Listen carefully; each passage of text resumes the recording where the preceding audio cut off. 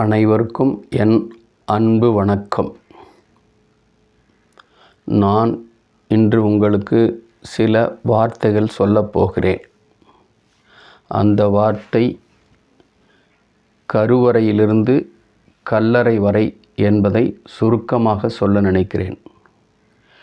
கருவறை என்பது நாம் முதலில் உதித்து வாழும் கோவில், அதாவது நமது தாயின் கருப்பை. இதை பற்றி எல்லோரும் அறிந்திருப்போம். நாம் ஏன் அந்த தாய்க்கும் அந்த தந்தைக்கும் கருவாக உதித்து குழந்தையாய் பிறந்து அவர்களின் வாழ்வியலுக்கு இணங்க அவர்களோடு வாழ வேண்டும்? இதற்கு யாராவது காரணம் சொல்ல முடியுமா? முடியும். நமது ஆன்மா, இந்த உயிர் முன் ஜென்மத்தை நம்புவர்களுக்கு மட்டும் முன் ஜென்மத்தில் நாம் என்ன வினை செய்தோமோ நம் கர்மா அதிக அளவில்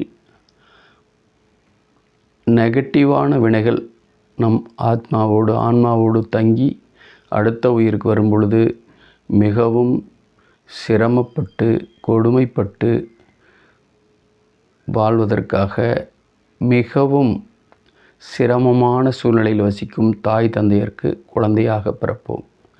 குழந்தையாக பிறந்து அந்த கர்மாவை தீர்ப்பதற்காக இந்த பிறவியில் மிகவும் சிரமப்படுகிறோம். அதற்காக முன்னரே நாம் இந்த கர்மாவை செய்தால் இந்த மாதிரி வாழலாம் என்று நினைத்து அந்த உயரிய வாழ்வு, உயரிய கருப்பொருளாய், உயரிய கருவாய், உயரிய தாய் தந்தையருக்கு கருவாக பிறக்க முடியுமா? முடியாது. நாம் செய்த கர்மாவின் வினைகள் நம்மை இந்த தாய் தந்தையின் வயிற்றில் பிறக்க வைக்கும். சரி, பிறந்து விடுகிறோம். பிறந்தவுடன் அந்த கர்மாவை கழிப்பது எப்படி?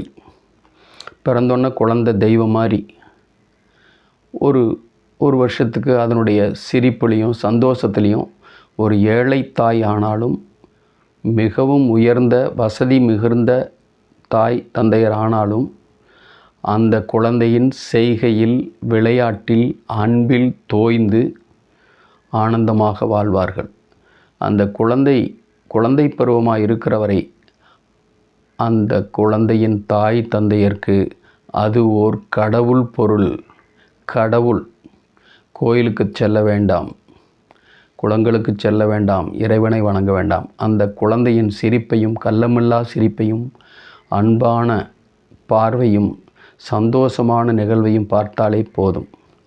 அந்த குழந்தை சற்று பெரிதாக வளர்ந்து மெல்ல மெல்ல தாய் தந்தையரின், தனது வீட்டின் அண்ணன் தம்பிமார்களின் அன்பையும் அரவணைப்பையும் பெறும் பொழுது அந்த குழந்தைக்கு சற்று ஞானம், தெளிவு அதனுள்ளே வருகிறது. நாம் இந்த தாய் தந்தையரிடம் மகனாகவோ மகளாகவோ பிறந்திருக்கிறோம். நமக்கு இந்த தாய் தந்தையரின் வசதிக்கு தகுந்த மாதிரி வாழ வேண்டும் என்று அந்த குழந்தைக்கு எண்ணம் வர வேண்டும். அப்படி வந்தால் அந்த குழந்தை நல்லவனாக, நாயகனாக, நீதியனாக, நேர்மையனாக வளர்வான். ஆனால் அந்த குழந்தை சற்று பெரிதாக வளர வளர தனது நண்பர்களின் பேச்சிலும் மற்ற உலக வழக்கங்களை பார்வை செய்து, நாம் ஏழையாக இருக்கிறோம், நமது நண்பர்கள் மிகவும் பணக்காரர்களாக இருக்கிறார்கள், நாம் நடந்து பள்ளிக்கு செல்கிறோம், அவர் மிக உயர்தரமான வாகனத்தில் அல்லது ஊர்தியில் பள்ளிக்கு வருகிறார், ஏன் இந்த நிலைமை? அவர்களோடு தம்மை ஒப்பிட்டு பார்த்து ஒப்பீடு செய்து தான் அவனை விட குறைவானவனாக, வசதி குறைவானவாக வாழ்ந்து கொண்டிருக்கிறோமே என்று வேதனைப்பட்டு அந்த வேதனையை தன்னுடைய தாய் தந்தையரிடம் காட்டும். அது கோபமாக, வேகமாக, விரக்தியாக அந்த குழந்தை தன்னுடைய தாய் தந்தையரிடம் காட்டும். அந்த தாய் தந்தையர்கள் அந்த குழந்தைக்கு, கண்ணே மகனே, நாம் இந்த வாழ்க்கை வாழ்வதில் இதற்குள் என்ன நமக்கு சௌகரியம் படுமோ அந்த சௌகரியத்தில் வாழ்ந்து கொள்ள வேண்டுமடா. மற்றவர்களை பிறரை பார்த்து நீ மேலே நினைக்காதே. நம்மை விட இன்னும் கீழ் கோடானு கோடி பேர் வாழ்ந்து கொண்டிருக்கிறார்கள். அந்த வாழ்க்கையை நாம் பார்த்து சந்தோஷப்பட்டு அவர்களை விட மேலானவர்களாக இருக்கிறோமே, இறைவன் படைப்பில் நாம் இந்த வாழ்க்கை வாழ்வதே மிக பெரியது என்று சந்தோஷப்பட வேண்டும் என்று தாய் தந்தையர் அந்த குழந்தைக்கு அறிவுரை கூறி வளர்க்க வேண்டும். பின் அது பள்ளி படிப்பில் அதிகம் நாட்டம் கொண்டவராக வளர்க்க வேண்டும். சரியாத உலகாய விஷயங்களை நிறைய அவர்களுக்கு சொல்லித்தர வேண்டும். ஆன்மீக விஷயங்களை சொல்லித்தர வேண்டும். நீதி கதைகளை சொல்லித்தர வேண்டும். பிறர்க்கு உதவும் மனப்பான்மையை அந்த குழந்தையின் மனதில் வளர்த்த வேண்டும். அந்த குழந்தை ஒரு நல்ல படிப்பாளியாக, அறிவாளியாக, பிறர்க்கு உதவும் உபகாரியாக வளர்ந்தால் தன் தாய் தந்தையரிடம் இருந்து பெற்ற அறிவை வைத்து கொண்டு தன் கர்மாவை அவன் ஜெயித்து விடுவான். அந்த குழந்தை நன்றாக படித்து ஒரு கல்விக்கூடத்தில் இருந்து உயர்கல்விக்கூடத்திற்கு செல்லும் பொழுது அது மிக்க அறிவுடையவனாக இருப்பதை கொண்டு சிறப்புடன் வாழ கற்றுக்கொள்ள வேண்டும். அதேபோல மற்றவர்களை பார்த்து உதாசீனப்படுத்தாமல் வாழ கற்றுக்கொள்ள வேண்டும். மற்றவர்களும் நம்மை போன்று மனமுடையவர்களே, மற்றவர்களும் நம்மை போன்று மனதில் ஆசை உடையவர்களே, மற்றவர்களும் நாம் வாழ்வது போல் வாழ வேண்டும் என்று நினைப்பவர்களே, மற்றவர்களை பார்த்து நாம் அவர்களைப் போல வாழ வேண்டும் என்று நினைப்பவர்களும் நாமே என்று அது புரிந்து கொண்டு நல்ல அறிவியல் விஷயமான தத்துவங்களையும் பள்ளியில் கற்பித்த பாடங்களை சரியாக புரிந்தும் வாழ்க்கையில் தான் முன்னேற வேண்டிய விஷயங்களை நிறைய பெற்றுக்கொண்டும் ஆன்மீக அன்பை அதிகம் பெற்றுக்கொண்டும் பிற உயிர்களிடத்தில் அன்பை அதிகம் செலுத்த கற்றுக்கொண்டும் வாழ பழகினால் அந்த குழந்தை நல்லவனாக வருவான். இதே குழந்தையை சின்ன வயதில் தாய் தந்தையர் கவனிக்காமல் அவனுடைய ஒவ்வொரு அசைவிலும் ஒவ்வொரு வளர்ச்சியிலும் அவனை கவனிக்காமல் பணமே பெரிதென்று, சம்பாத்தியமே பெரிதென்று தங்கள் குழந்தைகளை கண்டுகொள்ளாமல் விட்டுவிட்டால் அவர்கள் சேரும் நண்பர்களை பொறுத்து அந்த குழந்தைகள் பழக்க வழக்கங்கள் மாறும்.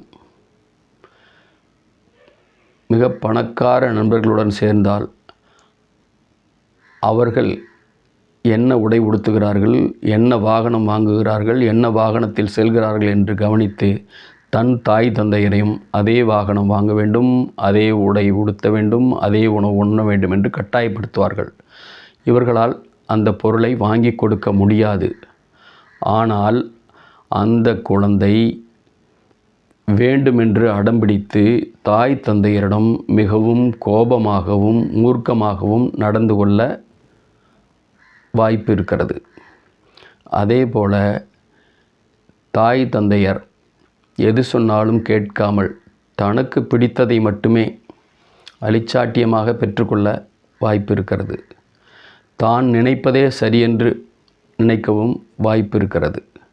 அப்படி அல்லாமல் அந்த குழந்தையை நம் பார்வையில் தினமும் அவர்களிடம் அன்பாய் பழகி அன்பாய் பேசி நம்முடைய நிலைமையை அந்த குழந்தைகளிடம் விவரித்து வாழ வைத்தால் அவர் நன்றாக வாழ்வார்கள். பின் திருமணம் ஆகும் பொழுது பெண் குழந்தையாக இருந்தால் நல்ல கணவனை நாம் தேர்ந்தெடுத்து கொடுத்து திருமணம் செய்ய வேண்டும். ஆண் குழந்தையாக இருந்தால் நல்ல மனைவியை தேர்ந்தெடுத்து கொடுத்து திருமணம் செய்ய வேண்டும். இரண்டுமே இல்லையா, அவர்களாக தேர்ந்தெடுத்து கொள்கிறார்களா, அந்த குழந்தைகளை பார்த்து நாம் பேசி அவர்களின் மனநிலை அறிந்து குடும்ப சூழ்நிலை அறிந்து நல்லவர்களாக இருப்பின், தம்பி அல்லது பாப்பா, உங்கள் மனநிலைக்கும் நீங்கள் எதிர்காலத்தில் வாழும் வாழ்வியலுக்கும் இந்த பெண்ணின் மனநிலையோடு நீ ஒத்துப்போக வேண்டும், அல்லது அந்த பெண் உன் மனநிலையோடு ஒத்துப்போக வேண்டும். இந்த ஒத்துப்போகும் சூழ்நிலை மட்டும் உங்களுக்கு வந்தால் நீங்கள் நன்றாக வாழ முடியும் என்று வாழ வைத்து அந்த குழந்தைகளுக்கு திருமணம் செய்வித்தால் அவர்கள் அதை புரிந்து கொண்டு வாழ்ந்தால் நன்றாக வாழ்வார்கள். வாழ்ந்த பின்னர் பட்டினத்தார் சொல்வாரே, கல்லறை வரை எப்படி என்பது, வாழ்ந்து தாங்களும் குழந்தை பெற்று அந்த குழந்தைகளை அவர்கள் வளர்த்து நரை திரை தோன்றி அந்த குழந்தைகளுக்கு திருமணம் செய்விக்கும் பொழுது அவர்கள் இஷ்டப்படி விடாமல் தன் முயன்ற அளவு முயற்சித்து நல்ல மணமகனையோ மணமகளையோ அவருக்கு குழந்தைகள் பெற்று வயோதிகம் அடைந்த பின் அவர்கள் நம்மை விட்டு தனியாக சென்று விடுவார்கள். தனிமையாக சென்ற பின்னர் நாம் அவர்கள் மீது பற்று பாசத்தை கொஞ்சம் கொஞ்சமாக அறுத்தெறிந்துவிட்டு நாமாக வாழ வேண்டும். நாமாக வாழ்ந்தால் எப்படி தனிமையில் குழந்தைகள் இல்லாமல் மகன் இல்லாமல் வாழ முடியும் என்று கேட்கிறீர்களா? அவர்கள் வரட்டும், வரும்பொழுது வரட்டும், போகும் பொழுது போகட்டும். நம்மிடம் அன்பு கொண்டு இருந்தால் அன்பாக பேசட்டும், இல்லை என்றால் விட்டுவிடட்டும் என்று அவர்களை ஒரு பொருட்டாக நினைக்காமல் நாம் இறைநிலை அடைய என்ன செய்ய முடியுமோ அத்தனையும் செய்து நமது கடைசி காலத்தில் மனம் நோகாமல் விரக்தி இல்லாமல் பிறருக்கு இந்த வயதில் நாம் என்ன செய்ய முடியுமோ அந்த தக்க உதவிகளை செய்து அமைதியாகவும் இருப்பதை கொண்டு சிறப்புடன் அன்பாக நாம் கடைசி நிலை நோக்கி சென்று கொண்டிருக்கும் வாழ்க்கை மிகவும் இனிமையானது. அந்த கடைசி நிலையில் நாம் மற்றவர்களை எதிர்பார்க்காமல் வாழ்வதற்கு நமக்கும் பொருளாதாரத்தை சற்று சேமித்து கொள்வதும் மிகவும் நல்லது. யார் மேலும் மிகுந்த அன்பு செலுத்தாமல், மிகுந்த பற்று வைக்காமல், மிகுந்த பாசம் வைக்காமல் சரியான வாழ்க்கை வாழ்ந்து சரியான மரணம் அடைந்து இறைநிலை இந்த கர்மாவை இந்த பிறவியிலே முடித்து கொண்டு இறைநிலை அடைவதே சிறந்த வாழ்க்கை. நாம் வாழும் வாழ்க்கைக்கு அர்த்தம் அதுவே என்று கூறி உங்களையெல்லாம், உங்கள் மழலைகளையும் உங்கள் குழந்தைகளையும் அன்பாக வழிநடத்துங்கள், பண்பாக வழிநடத்துங்கள், பாசமாக வழிநடத்துங்கள். நாம் இருக்கும் நிலையறிந்து நாம் செல்வந்தனாகவோ ஏழையாகவோ இருந்தால் நம் நிலையை உங்கள் குழந்தைகளுக்கு அன்புடன் எடுத்து கூறி வளர்த்துங்கள். அப்படி வளர்த்தால் இந்த சமுதாயம் மெளிரும் உயரும் என்று கூறி உங்களிடமிருந்து விடைபெறுகிறேன். வணக்கம்.